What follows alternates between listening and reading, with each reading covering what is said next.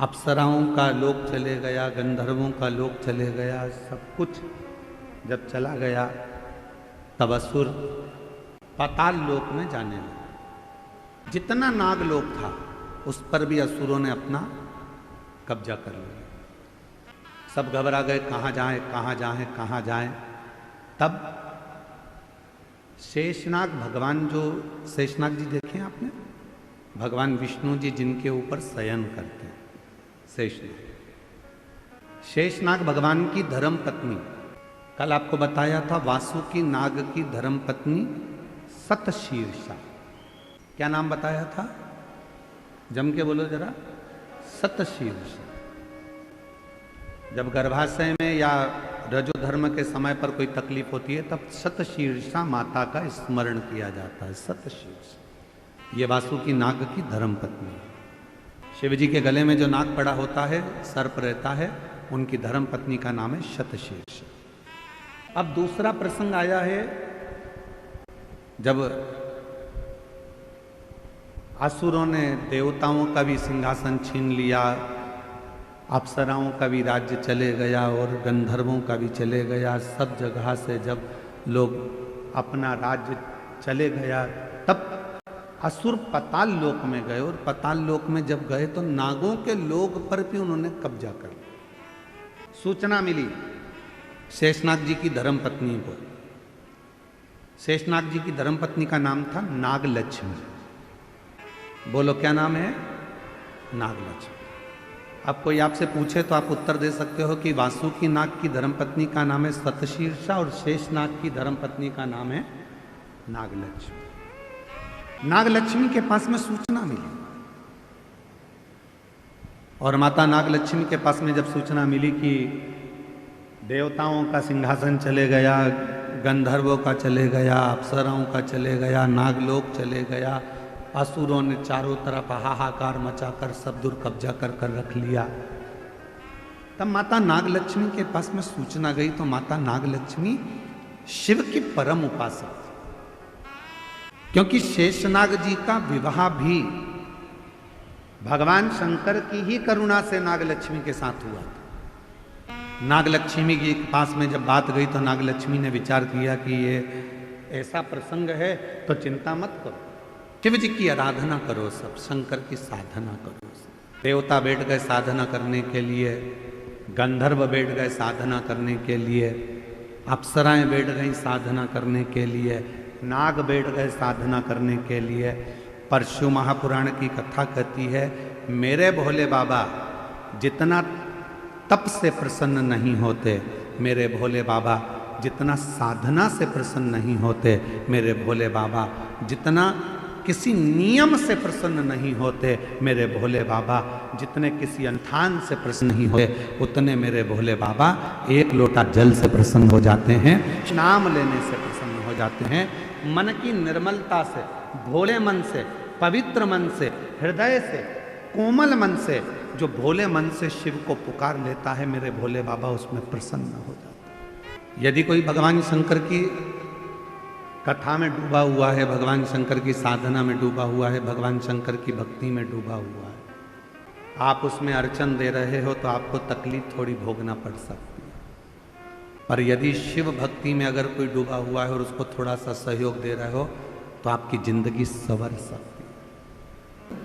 लक्ष्मी किनको कहा जाता है? जो समुद्र मंथन में से निकली 14 रत्न में से एक रत्न को। लक्ष्मी किसको कहा जाता है? जो तुम्हारी जेब में पैसा बनकर रखी है उसको। लक्ष्मी किसको कहा जाता है? जो तुम्हारी प्रॉपर्टी है, तुम्हारी दौलत है, तुम्हारी संपदा है, उसको। लक्ष्मी किसको कहा जाता है? जो तुम्हारी फैक्ट्री है, तुम्हारा धन है, तुम्हारी गाड़ी है, तुम्हारा बंगला है, उसको लक्ष्मी किसको कहते हैं? तो कहा संसार के जितने घर हैं और उस घर में जो स्त्रियां रहती हैं और जो नारी सबके भले की सोचे, वही घर की लक्ष्मी। जो नारी सबके भले की सोचे, सबके हित की सोचे, वो लक्ष्मी। तुम्हारे भी घर में एक नारी ऐसी जरूर होगी जो सबके लिए सोचती होगी, वो घर की लक्ष्मी है। नाग लक्ष्मी ने देवताओं से कहा कि तुम भी मत घबराओ, नाग लक्ष्मी ने नागों से कहा तुम मत घबराओ, नाग लक्ष्मी ने अप्सराओं से कहा कि तुम मत घबराओ, नाग लक्ष्मी ने गंधर्वों से कह दिया कि मत घबराना, और नाग लक्ष्मी ने पृथ्वी पर मनुष्य से कह दिया कि तुम्हें घबराने की जरूरत नहीं है, तुम एक काम करो, शिव की आराधना करो, शंकर की साधना। जो कोई नहीं दे सकता वो शिव दे सकता, जो कोई नहीं कर सकता वो शिव कर सकता। तुम्हारी जिंदगी का कितना भी कोई अड़चन वाला काम है, कितना भी अड़चन डला हुआ काम है, कितनी भी अड़चन आ रही हो उसमें, कितनी भी अड़चन, कितना भी अड़चन का काम क्यों ना हो, 5 दिन है तुम्हारे पास में, धनतेरस, रूप चौदस, दीपावली, पड़वा और दूज। क्यों हमारे सनातन धर्म में, क्यों हमारे हिंदू धर्म में दीपावली की इतनी महत्वता होती है? क्यों होती है? सारी सिद्धियां इन 5 दिन में व्यक्ति अगर कर लेता है तो उसके जीवन में बहुत कुछ फल प्राप्त हो जाता है।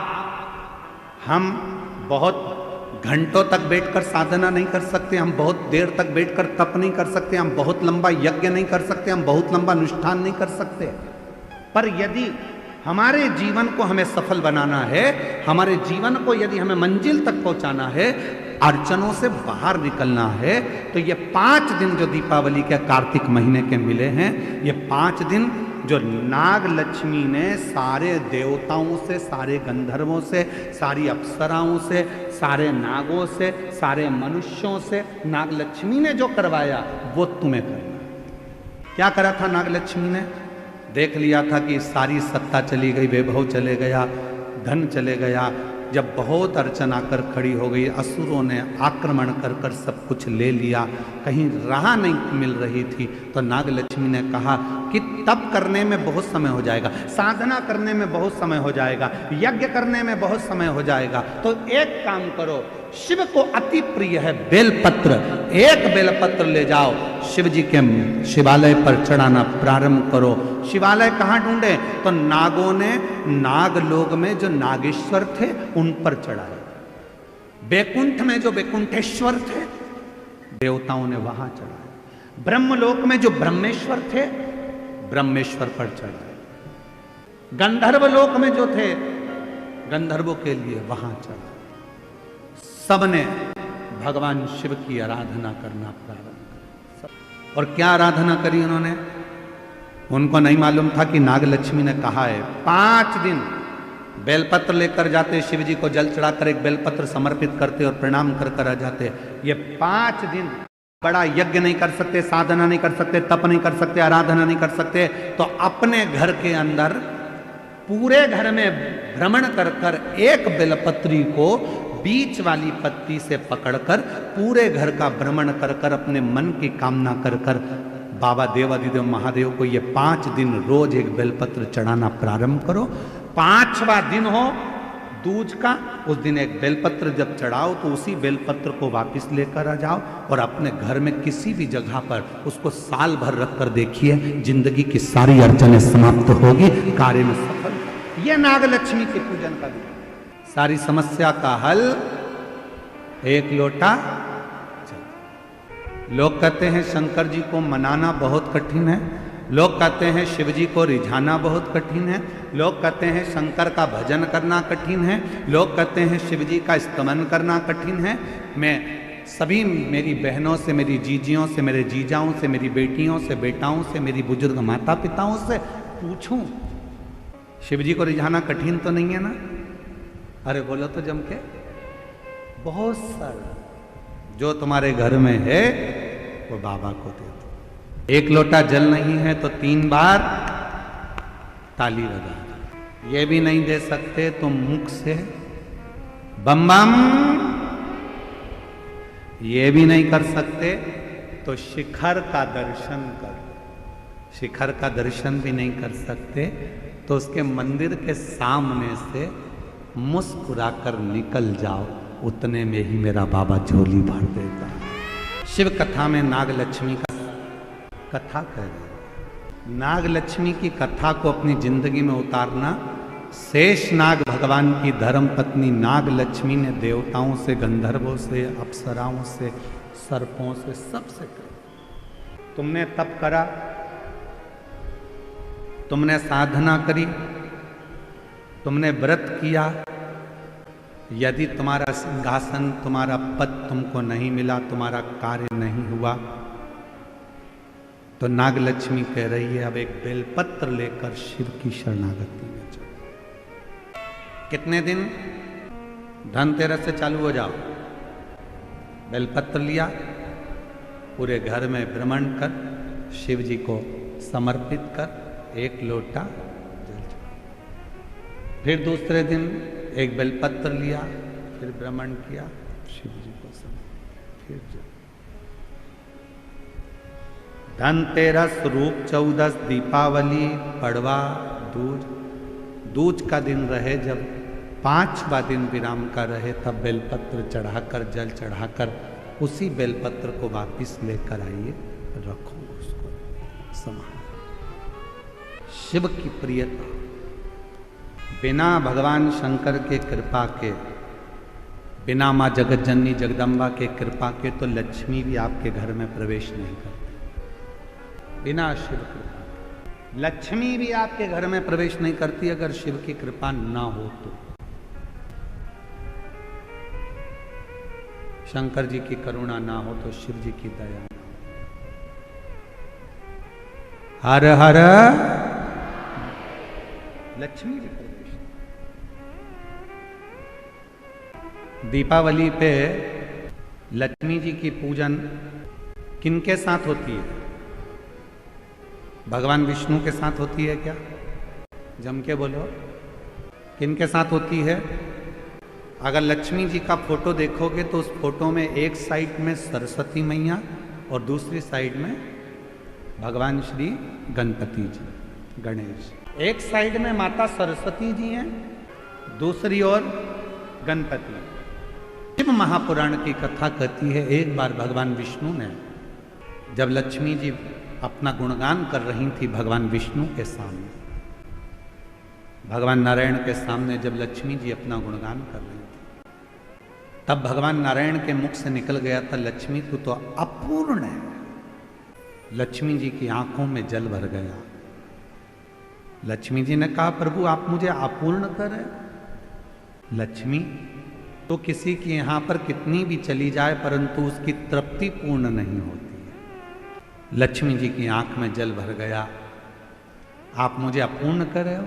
हाँ लक्ष्मी, क्योंकि पूर्ण तब होती हो, एक नारी, एक स्त्री तब पूर्ण मानी गई है जब उसकी गोद में संतान। आंखों में जल भर गया लक्ष्मी जी के, तो लक्ष्मी जी सरस्वती जी के पास में गई। इसीलिए दीपावली पर माता सरस्वती की पूजन भी लक्ष्मी के साथ होती है।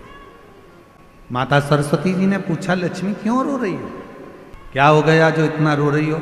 आंख में आंसू भरा है तुम्हारा, जल बह रहा है तुम्हारी आंखों से, हुआ क्या है? क्या हुआ तुमको? काहे के लिए रो रही हो? लक्ष्मी जी ने कहा, आज मेरे पति ने मुझे अपूर्ण कहा। क्यों टेंशन करती हो? चलो मैं आपको पार्वती जी के पास लेकर चलती हूँ। सरस्वती मैया लक्ष्मी जी को पार्वती जी के पास ले गई और माँ जगत जननी जगदम्बा के पास जाकर जैसे ही सरस्वती ने देखा, पार्वती जी ने पूछा, तो लक्ष्मी जी का चेहरा उतरा हुआ है, क्या बात है? सरस्वती जी ने कहा, आज भगवान विष्णु ने लक्ष्मी को अपूर्ण कह दिया। पार्वती जी ने कहा, बस इतनी सी बात की अपूर्ण कह दिया, अभी मैं इसको पूर्ण कर देती हूँ। माता पार्वती जी ने गणेश जी को बुलाया, बेटा गणेश, ओ गणपति इधर आओ, विनायक इधर आओ। गणेश जी दौड़ते हुए आए। माँ बोलो क्या बात है? माँ ने अपने बेटे गणेश जी को लिया और लक्ष्मी जी की गोद में बिठा दिया। आज से तू पूर्ण हो गई, आज से तू पूर्ण। लक्ष्मी जी की गोद में जैसे गणेश जी को बिठाया, लक्ष्मी जी की आंख में जल भर गया। पार्वती, तुमने अपना पुत्र मुझे दे दिया? गणेश। पार्वती जी ने कहा, सुन लक्ष्मी, मृत्यु लोक में, संसार में तेरे साथ तेरी पूजन में श्री विनायक, श्री गणेश जी महाराज, गणपति जी बैठेंगे, और जिनके घर में लक्ष्मी के साथ गणेश की पूजन होगी, उसके घर में लक्ष्मी पूर्ण विराजमान होगी, वो अपूर्ण नहीं है। पार्वती जी ने अपने पुत्र गणेश जी को लक्ष्मी जी की गोद में दे दिया और लक्ष्मी पूर्ण। इसलिए दीपावली पर आपने जब भी देखा होगा फोटो लक्ष्मी जी का, इधर सरस्वती जी हैं, इधर गणेश जी हैं, बीच में लक्ष्मी जी बैठी हैं। बिना गणेश जी के लक्ष्मी जी का कहीं पूजन होता ही नहीं है, क्योंकि लक्ष्मी को पूर्ण जब माना जाता है जब वो गणेश जी के साथ। आपके घर में चांदी की मूर्ति होगी तो भगवान गणेश लक्ष्मी की होगी, पीतल की मूर्ति होगी गणेश लक्ष्मी की होगी, आपके घर में कोई फोटो होगा गणेश लक्ष्मी सरस्वती का होगा। सरस्वती जी ने पार्वती जी से कहा था, इसलिए माता सरस्वती की भी पूजन होती है। गणेश जी गोदी में आए इसलिए लक्ष्मी जी के साथ गणेश जी की पूजन होती है। लक्ष्मी पूर्ण जब मानी जाती है जब उनकी पूजन श्री गणेश जी महाराज के साथ में होती है, तब लक्ष्मी को पूर्णता के साथ में हमारे घर में विराजमान माना जाता है। कई लोग आप भगवान श्री शेषनाग जी की धर्म पत्नी नाग लक्ष्मी ने सभी देवताओं से कहा कि शिव को बेलपत्र समर्पित। शिव कथा कर रही है, कश्यप मुनि ने मांगा है कि मेरे घर में शंकर प्रकट हो, पर मैं इस रूप में प्रकट नहीं हो सकता। असुर बहुत हैं, उन असुरों का संहार करने के लिए मैं एक रूप में नहीं, माता सुरभि के गर्भ से 11 रूप में मैं प्रकट होऊंगा। मेरे 11 रुद्र अवतार, 11। और महाराज माता सुरभि के गर्भ से भगवान शिव के 11 रूप का, 11 रुद्र का अवतार हुआ। पहले नंबर पर है कपाली, फिर पिंगल, भीम, विश्व, विरूपाक्ष, विलोहित, शास्ता, आजपद, अहिर्बुर्धन्य, शंभु, चंड और भव, ये शिव जी के 11 रुद्र अवतार हैं जो सुरभि माँ के गर्भ से भगवान ने लिया और असुरों का संहार किया। असुर शिव जी के ये 11 रुद्र अवतार का नाम जब बहुत विघ्न आता है या कोई विघ्न के कारण बस काम अटक जाता है, तब शिव जी के इन 11 रुद्र रूप अवतार का नाम लेकर व्यक्ति को घर से निकलना चाहिए। शिव जी के इन 11 रुद्रों के अवतार का कभी अगर योग लगेगा, प्रयास करेंगे। अभी जो ऑनलाइन कथा है 25 से 29 तारीख तक, तो हम प्रयास करेंगे 1 बजे से 4 बजे तक कि उसमें कार्तिक के महीने में आपको शिव जी के 11 रुद्र जो अवतार हैं उनकी आराधना, उनकी साधना, उनकी पूजन कैसे होना चाहिए।